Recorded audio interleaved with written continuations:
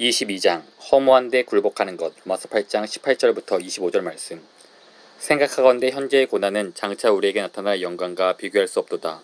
피조물이 고대하는 바는 하나님의 아들들이 나타나는 것이니 피조물이 허무한 데 굴복하는 것은 자기 뜻이 아니요 오직 굴복하게 하시는 이로 말미암음이라. 그 바라는 것은 피조물로 썩어짐의 종노릇한 데서 해방되어 하나님의 자녀들의 영광의 자유에 이르는 것이니라. 피조물이 다 이제까지 함께 탄식하며 함께 고통을 겪고 있는 것을 우리가 아느니라. 그뿐 아니라 또한 우리 곧 성령의 처음 익은 열매를 받은 우리까지도 속으로 탄식하여 양자 될 것 곧 우리 몸의 속량을 기다리니라. 우리가 소망으로 구원을 얻었음에 보이는 소망이 아니니 보는 것을 누가 바라리요. 만일 우리가 보지 못하는 것을 바라면 참음으로 기다릴지니라. 지난주에는 18절부터 25절 말씀이 17절에서 요구되는 고난을 견디도록 돕기 위해 기록되었다고 말씀드렸습니다. 자녀이면 또한 상속자 곧 하나님의 상속자요 그리스도와 함께한 상속자니 우리가 그와 함께 영광을 받기 위하여 고난도 함께 받아야 할 것이니라. 이 진술을 요약하면 고난은 그만한 가치가 있다는 의미라고 말씀드렸습니다. 다른 말로 하면 그리스도인으로서 살아가면서 어떤 고난을 받든 그리스도를 믿기에 장차 받을 영광의 관점에서 보면 충분히 가치 있는 고난이라는 말입니다. 고난을 받지 않으면 영광도 없을 것입니다. 18절부터 25절까지의 주된 요지는 그러한 상태에 처한 우리에게 소망을 주려는 것입니다. 하지만 지난주에는 이 구절들이 주는 소망으로 곧바로 들어가지 않고 이 소망을 위한 가장 없는 그리고 심지어 두렵기까지 한 기반을 마련하는 데 시간을 사용했습니다.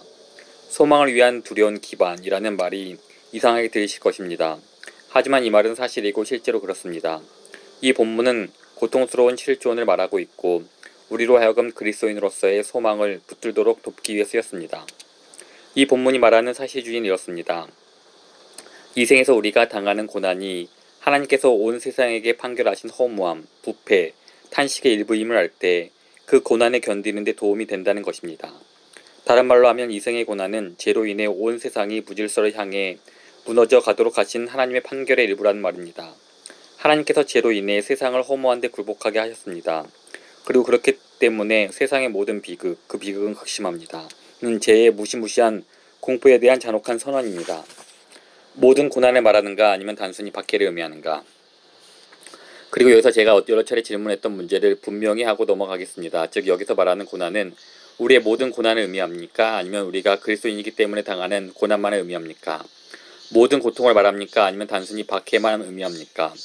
분명히 말씀드리지만 우리가 천국에 가는 도중에 만나게 되고 예수님을 믿음으로 인내하는 모든 고통을 말합니다. 17절을 볼 때 바울은 그리스도를 위해 대적으로부터 받는 고난을 염두에 두고 있다는 점을 인정합니다. 하지만 이것이 그가 생각하는 전부라는 것에는 반대입니다. 두 가지 이유에서 그렇습니다. 하나는 18절부터 27절까지 말씀이 전하는 허무함과 부패와 탄식과 약함은 그 이상의 의미를 보여주는 것이기 때문입니다. 17절 바로 다음에 18절에서 말하는 현재의 고난은 허무한 데 굴복한 세상 때문에 생기는 것으로 새로운 부활의 몸을 갖고자 탄식하는 그런 고난입니다. 이것은 단순히 박해로 인한 고난이 아니라 타락한 창조 세계로 인한 보편적인 고난입니다. 바울이 17절에서 말하는 고난이 박해로 인한 고난에 국한되지 않는다고 생각하는 두 번째 이유는 모든 고난의 위협은 그것이 인간의 박해든 사탄의 공격이든 자연 질병이나 재해든 간에 근본적으로 같기 때문입니다. 말하자면 그것들은 모두 하나님의 온전한 선하심에 대한 우리의 믿음을 무너뜨리려는 위협입니다. 결국 문제는 고통이 사람으로 인한 것이냐 아니면 사탄 또는 자연으로 기인한 것이냐가 아니라 이 모든 고통에도 불구하고 하나님의 주권적인 선하심을 믿고 이 고통을 통해 영원한 영광을 얻을 것이냐입니다. 이 본문이 주는 위로와 용기는 하나님이 적대적인 인간이나 증오가 가득한 사탄 또는 해로운 자연과 아무런 상관이 없다는 것이 아니라 이 모든 것을 통해 그리고 이 모든 것 안에서 그 자녀를 위한 소망이 넘치는 계획을 갖고 계신다는 것입니다. 이것이 28절이 말하는 내용입니다. 우리가 알거니와 하나님을 사랑하는 자 곧 그의 뜻대로 부르심을 입은 자들에게는 모든 것이 합력하여 선을 이루니라. 따라서 고난 중에 소망한다고 말할 때 제가 의미하는 것은 우리가 천국 가는 동안 예수 그리스도를 굳게 붙듦으로써 인내해야 하는 모든 고난을 의미합니다. 고난이 극심할 때 그리스도 안에 있는 소망을 계속해서 붙들도록 바울이 어떻게 우리를 돕는지 함께 보겠습니다. 바울이 말하는 것에 대해 적어도 6가지를 말씀드릴 텐데 말씀을 어떻게 나누는지에 따라 그 이상이 될 수도 있습니다. 1. 하나님은 이 고난의 때가 지나면 모든 것을 만족시키는 아름다움과 위대함을 보게 되리라고 약속하신다. 18절입니다. 생각하건대 현재의 고난은 장차 우리에게 나타날 영광과 비교할 수 없도다. 여기서 영광이란 압도적으로 모든 것을 만족시키는 아름다움과 위대함입니다. 우리에게 나타날이라는 말은 우리가 보게 될 것이라는 의미입니다. 오늘은 이 부분에 집중해서 충분히 그 의미를 살펴보겠습니다. 인간이 가장 열정적으로 바라고 깊이 갈망하는 것 중에 하나는 아름다움과 위대함을 보는 것입니다. 하나님은 우리 마음에 이런 갈망을 심어 놓으셨습니다. 우리는 박물관, 영화, 세계적인 수준의 스포츠 행사, 미술 전시회, 콘서트, 바운더리 워터, 그랜드 캐니언, 로키 산맥, 대양, 일출, 유성우에서 아름다움과 웅장함을 보며 기뻐합니다. 그런 아름다움과 위대함을 보는 것은 삶에 큰 기쁨을 줍니다. 이 모든 세상의 것들이 더 아름답고 더 위대한 무엇을 가리키는 것들로 그것의 반영이자 이미지입니다. 이 모든 것들은 하나님의 영광을 가리킵니다. 하나님의 영광을 보는 것이 아름다움과 위대함을 갈구하는 인간의 최종 목적지일 것입니다. 이런 이유로 예수님은 요한복음 17장 24절에서 우리를 위해 기도하셨습니다.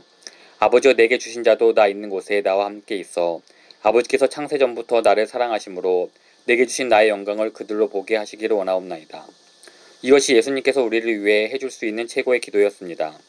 예수님이 드린 기도의 절정이었습니다. 하나님의 아들이신 예수 그리스도의 영광을 보는 것은 우리가 이 생에서 고난을 받은 후 받을 수 있는 최고의 선물이었습니다. 한번 상상해 보십시오. 우리는 영광을 받을 것이고 변화될 것이며 우리가 보는 것을 맛볼 수도 있게 될 것입니다. 여기서 두 번째 소망으로 연결됩니다. 2. 하나님은 당신의 자녀들이 그들의 영광을 드러내게 된다고 약속하십니다. 19절입니다. 피조물이 고대하는 바는 하나님의 아들들이 나타나는 것이다. 즉 18절은 우리에게 무언가가 나타날 것이라고 말하고 19절은 우리 자신이 나타날 것이라고 말합니다. 이것이 무슨 뜻입니까? 이 말은 지금 당장은 하나님의 자녀들이 영광스러워 보이지 않는다는 의미입니다. 우리는 다른 사람들과 거의 흡사해 보입니다. 우리도 배고프고 지치고 아픕니다. 나이를 먹으면서 결국 죽습니다. 죽기까지 우리의 이기심과 교만, 욕심과 싸워 어느 정도 진보는 이루지만 그리스도로 인해 오직 믿음으로 의롭다함을 받아야만 하는 존재라는 사실에는 결코 변함이 없을 것이며 죽는 순간까지 바울처럼 오호라 나는 곤고한 사람이로다. 이 사망의 몸에서 누가 나를 건져내랴고 말할 것입니다. 말하자면 우리는 그렇게 위대해 보이지 않습니다. 우리는 특별한 존재가 아닙니다. 우리는 이 복음이라는 보배를 질그릇에 가졌을 뿐입니다. 하지만 예수님은 마태복음 13장 43절에서 이렇게 말씀하셨습니다. 그때의 의인들은 자기 아버지 나라에서 해와 같이 빛나리라. 귀 있는 자는 들으라. 그리고 바울은 골로새서 3장 4절에서 이렇게 말했습니다. 우리 생명이신 그리스도께서 나타나실 그때 너희도 그와 함께 영광 중에 나타나리라. 그리고 가장 적합한 말씀으로 오늘 본문 21절을 보십시오. 그 바라는 것은 피조물도 썩어짐의 종노릇한 데서 해방되어 하나님의 자녀들의 영광의 자유에 이르는 것이니라. 하나님의 자녀들의 영광이 자유입니다. 따라서 19절에서 하나님의 아들들이 나타난 것이라고 말할 때 무엇이 드러나게 될지 이제 알게 되었습니다. 하나님의 자녀들의 영광의 자유입니다. 이것은 17절 후반부에서 우리가 그리스도와 함께 영화로워질 것이라고 한 말과 같은 것으로 그리스도의 가치를 있는 그대로 맛보는데 아무 걸림돌이 없도록 우리 몸과 마음과 영혼이 완전히 새로워질 거라는 의미입니다. 그래서 하나님은 18절에서 우리가 우주에서 최고의 영광을 보게 될 거라고 약속하십니다.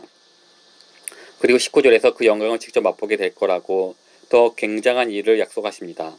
왜냐하면 그 영광으로 인해 우리가 완전히 변화되어 하나님 안에서 즐거워하지 못하도록 가로막는 것들로부터 온전히 자유로워질 것이기 때문입니다. 그리고 19절이 말하는 또 다른 중요한 진리를 놓치지 말아야 합니다. 바로 모든 피조물이 하나님의 자녀들이 나타나는 것을 바라고 있다는 것입니다. 하나님은 우리를 위해 우주를 만드셨지 우주를 위해 우리를 만들지 않으셨습니다. 우리가 세상을 상속받은 것이지 세상이 우리를 상속받는 것이 아닙니다. 허무함과 부패와 탄식에 빠진 하나님이 창조하신 모든 우주 중에서 오직 인간만이 의식이 있는 예배를 통해 하나님을 영화롭게 할 능력이 있습니다.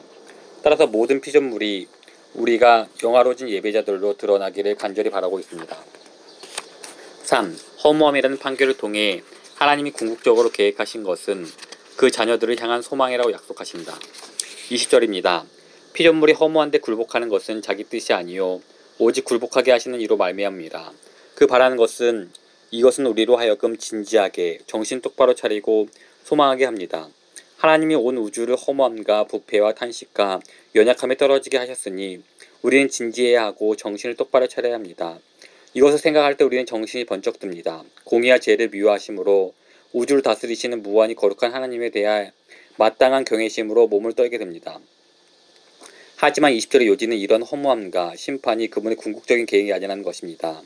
20절 마지막에 나오는 그 바라는 것은 이라는 말은 하나님이 이러한 허무함과 고통이라는 법적 판결을 내린 목적이 바로 소망 때문임을 보여줍니다. 따라서 우리가 개인적으로나 세상에서 고난에 압도당한다고 느낄 때 이것이 하나님의 최종 목적이 아님을 기억하십시오. 그분을 신뢰하고 그분을 우리의 보호로 붙든다면 이 모든 것이 우리에게 선한 것으로 판명날 것입니다. 이것이 20절 마지막에 나오는 소망한다는 의미입니다.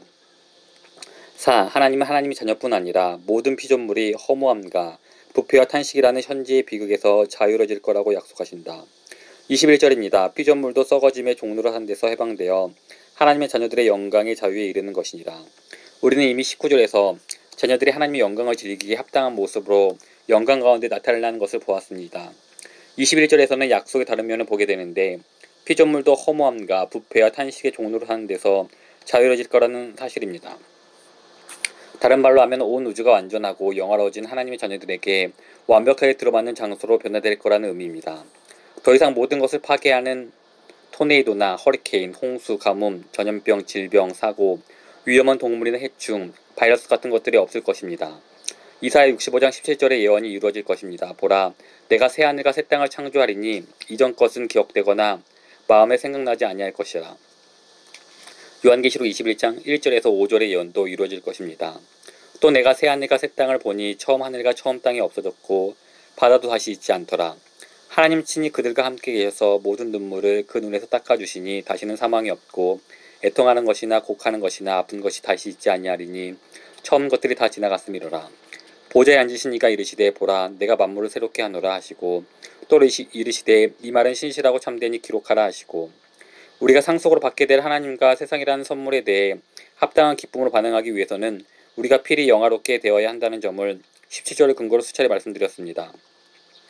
하지만 이제는 이런 표현이 나올 것 같습니다. 세상은 하나님의 자녀들과 영광의 자유를 위해 합당한 환경이 되도록 영화로워져야 합니다. 다른 말로 하면 우리의 자유와 영광이 너무나 커서 오직 영화로워진 세상만이 우리가 갖게 될 거에 무한한 행복을 수용할 수 있을 거라는 말입니다. 이것이 21절이 약속하는 내용입니다. 피조물도 썩어짐의 종노릇한 데서 해방되어 하나님의 자녀들의 영광의 자유에 이르는 것이니라. 5. 우주가 겪는 비극은 죽음의 고통이 아니라 자녀를 해산하는 고통이라고 하나님은 약속하신다. 22절입니다. 피조물이 다 이제까지 함께 탄식하며 함께 고통을 겪고 있는 것을 우리가 아느니라. 이것은 하나님께서 피조물을 소망 가운데서 허무함에 굴복하게 하였다는 말을 달리 표현한 것입니다. 즉 이 모든 것을 통해 이야기되는 고통보다 훨씬 더 나은 무언가를 소망하고 있다는 뜻입니다. 병원에서 한 여인이 내지르는 비명과 신음소리를 듣게 된다고 합시다. 그것이 암병동이냐 아니면 산부인과 병동이냐에 따라 그 느낌이 완전히 다를 것입니다. 왜 그렇습니까? 고통은 다 똑같은 거 아닙니까? 그렇지 않습니다. 어떤 고통은 생명을 탄생시킵니다. 그리고 어떤 고통은 죽음을 이끕니다. 21절이 약속하는 것은 하나님의 자녀들에게는 모든 고통이 생명을 낳는다는 것입니다. 이 세상의 모든 탄식이 하나님 나라를 해산하는 고통입니다. 우리가 하나님 나라에 속해 있다면 그 나라 왕의 자녀라면 모든 고통은 죽음의 고통이 아니라 해산의 고통입니다. 사실 제가 말하는 모든 고통은 죽음의 고통까지도 포함하는 것입니다. 6. 하나님은 우리 몸이 모든 탄식으로부터 구원을 받을 거라고 약속하신다. 23절입니다. 그뿐 아니라 또한 우리 곧 성령이 처음 익은 열매를 받는 우리까지도 속으로 탄식하여 양자될 것, 곧 우리 몸의 속량을 기다리느니라. 바울은 고린도에 보내는 편지에서도 같은 진리를 말하고 있습니다. 보라 내가 너에게 비밀을 말하노니 우리가 다 잠잠할 것이 아니오 마지막 나팔에 순식간에 홀연히 다 변화되리니 나팔 소리가 나며 죽은 자들이 썩지 아니할 것으로 다시 살아나고 우리도 변화되리라. 이 썩을 것이 반드시 썩지 아니할 것을 입겠고 이 죽을 것이 죽지 아니함을 입으리로다. 이 썩을 것이 썩지 아니함을 입고 이 죽을 것이 죽지 아니함을 입을 때에는 사망을 삼키고 이기리라고 기록된 말씀이 이루어지리라. 사망아 너의 승리가 어디 있느냐? 사망아 내가 쏘는 것이 어디 있느냐? 예수 그리스도는 주신 모든 약속을 반드시 이루시는 분임을 믿는 여러분, 우리는 바로 이 소망 안에서 구원받았음을 기억하십시오. 그리고 우리가 보지 못하는 것을 바란다면 인내로 기다려야 할 것입니다. 신음하면서도 인내를 가지고 어떤 것도 막을 수 없는 즐거움으로 기다려야 합니다. 아직 그리스도를 믿지 않는 분이 계시다면 우리 주님의 말씀을 기억하십시오. 영접하는 자 곧 그 이름을 믿는 자들에게는 하나님의 자녀가 되는 권세를 주셨으니 그분의 자녀가 되어 이 모든 약속의 상속자가 되기 원한다면 그분을 영접하십시오. 그분을 신뢰하십시오. 아멘.